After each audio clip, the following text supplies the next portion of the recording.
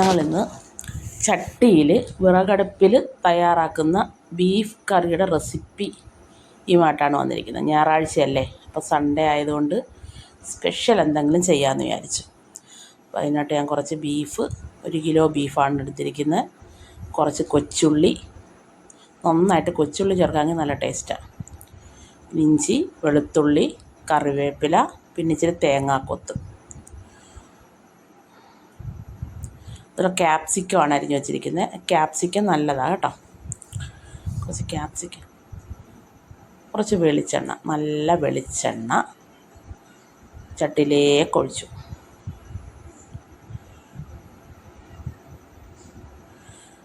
വെളിച്ചെണ്ണ നന്നായിട്ട് മൂത്ത് വരുമ്പോൾ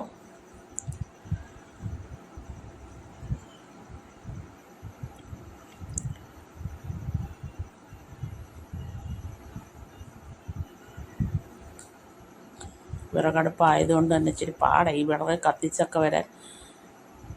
ഇനി എന്തെങ്കിലുമൊക്കെ സ്പെഷ്യൽ ചെയ്യുമ്പോൾ മാത്രമേ ഞാൻ അടുപ്പ് കത്തിച്ച് വെക്കത്തുള്ളൂ. ബാക്കിയെല്ലാം ഞാൻ ഗ്യാസിലേ വെക്കത്തുള്ളൂ. കാരണം വീട്ടിലൊക്കെ വെറുതെ നിൽക്കുന്നവർക്കൊക്കെയാണ് ഇത് എളുപ്പമാണ്. അല്ലാതെ അമ്മക്കൊക്കെ ഭയങ്കര പാടാണ്. ഇച്ചിരി കടുക് ഇട്ട് കൊടുത്തേ. കടുകൊന്ന് പൊട്ടി വരട്ടെ.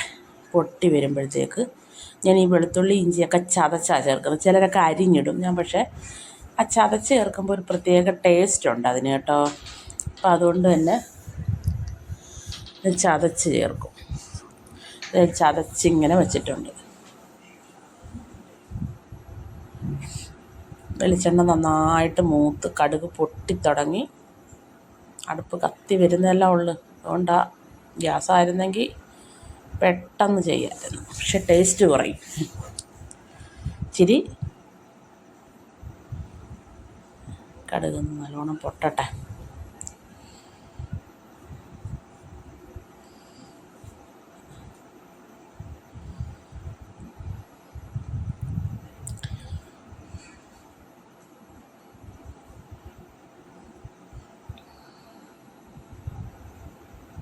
അല്ലെ കടുക് നന്നായിട്ട് പൊട്ടിയിട്ടില്ലെങ്കിൽ കഴിക്കും.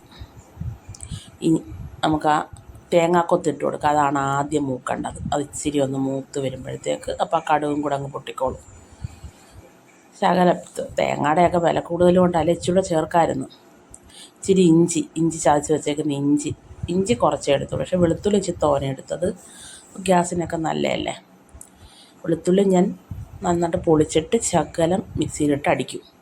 രണ്ടൊന്ന് ചതയ്ക്കും. മിക്സിയിലല്ല, ഇല്ല കല്ലിനകത്തിട്ടിരിക്കും. അച്ചാറിന് മാത്രം മിക്സിയിലിട്ട്, അത് തോനെ ഉണ്ടായതുകൊണ്ട്. ഇതാകുമ്പോൾ ചെറുച്ചിരിയല്ല ഉള്ളു, അപ്പം ചതച്ചെടുക്കും. അപ്പം ചതച്ചത് നന്നായിട്ട് മൂപ്പിച്ചെടുക്കണം.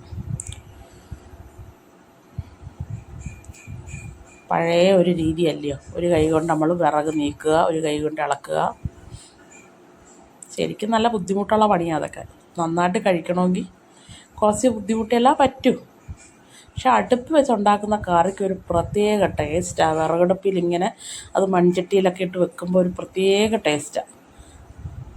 എത്ര ഗ്യാസിലിട്ട് വെച്ചാലും ആ മൺചട്ടിയിലിട്ടുണ്ടാക്കുന്ന ആ ഒരു ടേസ്റ്റ് കിട്ടത്തില്ല.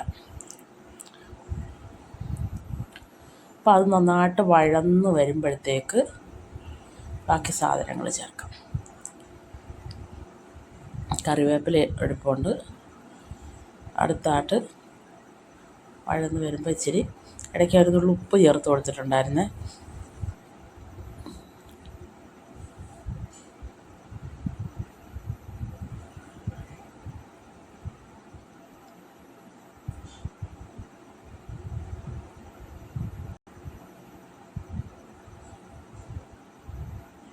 കുറച്ചൊന്ന് വഴന്ന് വന്നു.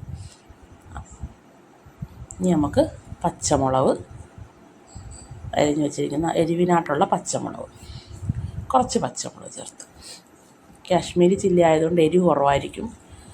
നമ്മൾ കാശ്മീരി ചില്ലി പൗഡർ കറിക്കെല്ലാം ഉപയോഗിക്കുന്നത്, അപ്പോൾ അതിന് എരിവ് കുറവാണ്.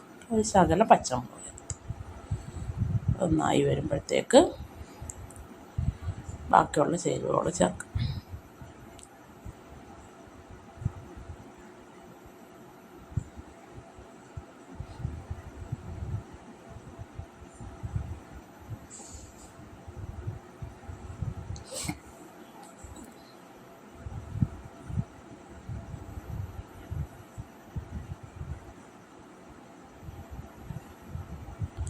ഇഞ്ചിയൊക്കെ നന്നായിട്ട് മൂക്കണം കേട്ടോ. അതിന് ശേഷം നമ്മൾ ഉള്ളി ഇടാവുള്ളൂ. ആ ഇഞ്ചി വെളുത്തുള്ളി അതിങ്ങനെ നന്നായിട്ട് മൂത്ത് കഴിയുമ്പം കറിക്കൊരു പ്രത്യേക മണം കിട്ടും. അതെപ്പോഴും ആദ്യം തന്നെ ഇട്ടത് മൂപ്പിക്കണം. ആ എണ്ണയ്ക്കകത്ത് കറക്റ്റ് മൂക്കേണ്ടത്, ആദ്യം മൂക്കേണ്ടത് അത് തന്നെ. അതിന് ശേഷം നമ്മൾ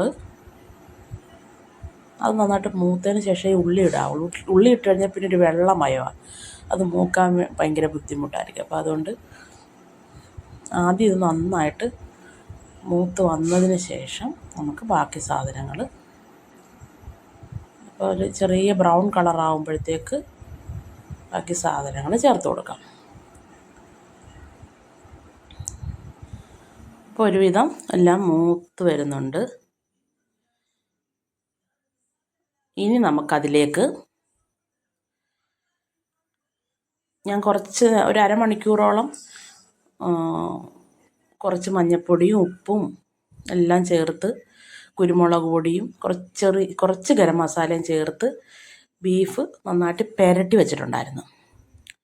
അപ്പോൾ ഇതങ്ങോട്ട് വഴണ്ട് വരുമ്പോഴത്തേക്ക് അതുകൂടി ഇതിനകത്ത് ഇട്ട് കൊടുത്ത് ഒരു അരമണിക്കൂറോളം നല്ല ചെറിയ തീയിൽ വേവിച്ചെടുക്കണം. അപ്പം ഒരുവിധം ഉള്ളിയൊക്കെ വഴന്നു വന്നപ്പോൾ, ഉള്ളി വഴന്നു വന്നിട്ടുണ്ട്. അതിലേക്ക് ഇനി നമുക്ക് ആ എടുത്തു വച്ചിരിക്കുന്ന ബീഫ് കുറേശ്ശെ അതിലിട്ട് കൊടുക്കാം. അപ്പം അതിൻ്റെ കൂടെ തന്നെ കിടന്നത് വേകണം. ബീഫായതുകൊണ്ട് നല്ല വേവുണ്ട്.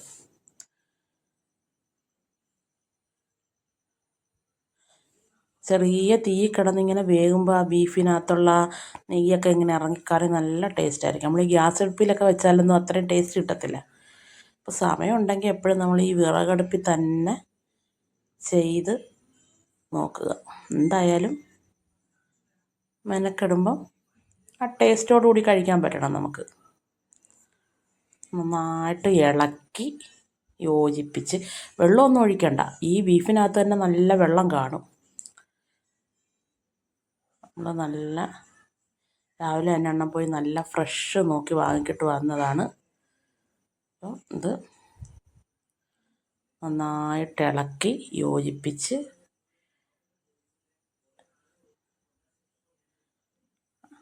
ഇനി അടച്ച് വെച്ച് വേവിക്കണം.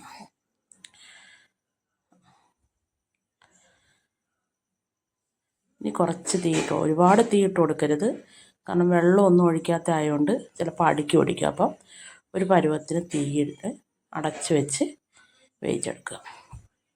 ഇനി ചേർക്കാനുള്ള പൊടിവർഗ്ഗങ്ങൾ ഞാൻ വറുത്തെടുക്കാനാണേ. മല്ലിപ്പൊടി, ആദ്യം മല്ലിപ്പൊടി 3 സ്പൂൺ മല്ലിപ്പൊടി എടുത്തിട്ടുണ്ട്. പിന്നെ മഞ്ഞൾപ്പൊടിയൊക്കെ ഓൾറെഡി ഇട്ടതാണ്, എങ്കിലും കുറച്ച് പേരിന് വേണ്ടി മഞ്ഞൾപ്പൊടി 1 സ്പൂൺ മഞ്ഞൾപ്പൊടി എടുത്തു. പിന്നീട് മുളക് പൊടി, കാശ്മീരി ചില്ലിയാണ്, കളർ മാത്രമേ ഉള്ളൂ, എരിവില്ല. 2.5 സ്പൂൺ. സ്പൂണിൻ്റെ കണക്കൊക്കെ പറയുമ്പോൾ എൻ്റെ ഇവിടുത്തെ കണക്ക് ഇവിടെ വേറൊരു തരം സ്പൂണാണ്. അപ്പം നിങ്ങൾ നമ്മുടെ പരുവത്തിനനുസരിച്ച്, ഞാൻ കുരുമുളക് ചേർത്തിട്ടുണ്ടായിരുന്നേ, എങ്കിലും കുറച്ച് കുരുമുളക് പൊടിയും കൂടെ ചേർക്കുന്നു. ഒരുപാട് ചേർത്താൽ എരിവ് കൂടുതലായിരിക്കും. അപ്പോൾ ഇത് ഇത്രയാണ്. ഞാൻ ഗ്യാസിൽ ചെറിയ ഒരു പാൻ വെച്ചിട്ട് ചൂടാക്കിയെടുക്കാം. അപ്പം അരമണിക്കൂറോളം ആയിട്ടുണ്ട്. നല്ല ബീഫ് നന്നായിട്ട് വെന്ത് ഉണ്ടോ, വെള്ളമൊന്നും വെക്കാഞ്ഞിട്ട് പോലും അത്രയും വെള്ളമായത് കണ്ടോ.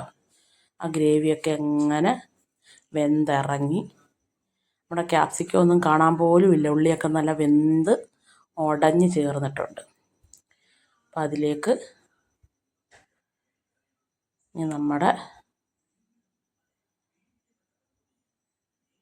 പൊടിവർഗ്ഗങ്ങൾ നമ്മൾ വറുത്ത് നന്നായിട്ട് മൂപ്പിച്ച് വെച്ച് കരിയാത്ത ചെറിയ തീയിലിട്ട് ഞാൻ മൂപ്പിച്ചെടുത്താണ്. അപ്പോൾ വെന്തോന്ന് നോക്കാം. ബീഫ് എടുത്ത് അപ്പോൾ നന്നായിട്ട് വെന്തിട്ടുണ്ട്. ഇത് ഞാൻ നല്ല ചെറിയ തീയിലിട്ട് മൂപ്പിച്ചെടുത്ത പൊടിയാണ്. മുളക് പൊടിയും മഞ്ഞൾപ്പൊടിയും മല്ലിപ്പൊടിയും എല്ലാം കൂടെ കുറേശ്ശെ ഇട്ട് കൊടുക്കാം. ഈ ശരിക്കും ഇത്രയും പൊടി മതി, പക്ഷേ ഇവിടെ ഞങ്ങൾക്ക് നല്ല ഗ്രേവി വേണം. ഇവിടെ കൗശിക്കിനൊക്കെ ശരിക്കും ഗ്രേവി വേണം. അതുകൊണ്ടാണ് ഞാൻ പിന്നെ ഇച്ചിരി പൊടി എപ്പോഴും കൂടുതൽ എടുക്കുന്നത്. മസാല കുറച്ച് ചേർക്കുമ്പോഴാണ് ബീഫിന് ഒന്നുകൂടെ ടേസ്റ്റ് കൂടുന്നത്. ഏത് കറിക്കായാലും ആ പൊടി കുറച്ച് ചേർക്കുമ്പോഴാണ് ടേസ്റ്റ് കൂടുന്നത്. പക്ഷേ ഇവിടെ നമുക്ക് ഒരുപാട് ഗ്രേവി വേണം. ഇവിടെ ആർക്കും കഷ്ണമല്ല ഗ്രേവിയാണ് വേണ്ട. അതുകൊണ്ടാണ് ഞാൻ പിന്നെ ഇത്തിരി ഗ്രേവി കിട്ടാൻ വേണ്ടിയിട്ട് പൊടി വർഗ്ഗങ്ങൾ കൂടുതൽ ചേർക്കും. ഇങ്ങനെ വരട്ടിയെടുത്താലും നല്ലതാണ്.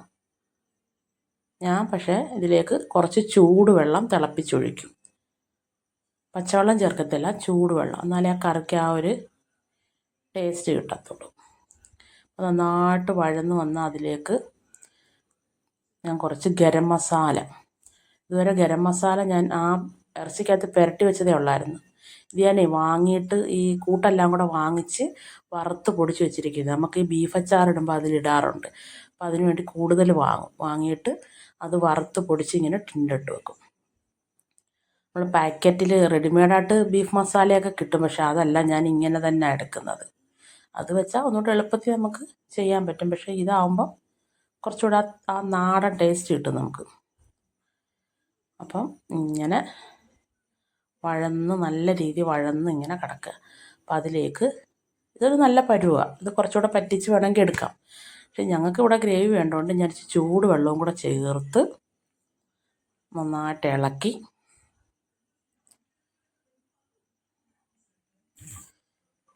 ഇനി ചെറിയ തീ കുറച്ച് നേരം കൂടെ അങ്ങ് വയ്ക്കും. അപ്പോൾ അതങ്ങോട്ട് ഇച്ചിരി വെള്ളം കൂടെ അത് മൊത്തം ഞാൻ ഒഴിക്കും. കാരണം ഇവിടെ ഗ്രേവി വേണം, ഇതൊന്നും പോരാ. ഇവിടെ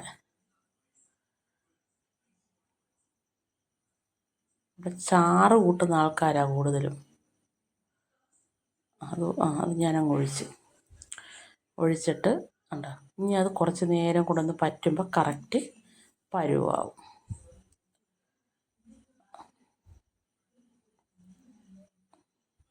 അപ്പം നമ്മൾ ആ ഉള്ളിയൊക്കെ അങ്ങോട്ട് കിടന്ന അങ്ങോട്ട് അലിഞ്ഞ് ചേർന്നുകൊണ്ടാണ് നല്ല തിക്ക് ഗ്രേവി ആവുന്നത്. അപ്പോൾ അത് ആ കൊച്ചുള്ളി തന്നെ ചേർക്കാമെങ്കിൽ ഒരു പ്രത്യേക ടേസ്റ്റ് ആയിരിക്കും. അപ്പോൾ ഉപ്പൊക്കെ ഒരുവിധം പാകത്തിനുണ്ട്. ഇനി അവസാനം വേണമെങ്കിൽ നോക്കിയിട്ട് നമുക്ക് ഇച്ചിരി ചേർത്താൽ മതി. ഇനി അടച്ച് ഒരു 10-15 മിനിറ്റ് ചെറിയ തീയിട്ട് വേവിച്ചെടുക്കും. അപ്പോൾ അതങ്ങോട്ട് ഇരുന്നിരുന്ന് എണ്ണയൊക്കെ തെളിഞ്ഞ് നല്ല നീറ്റാണ്.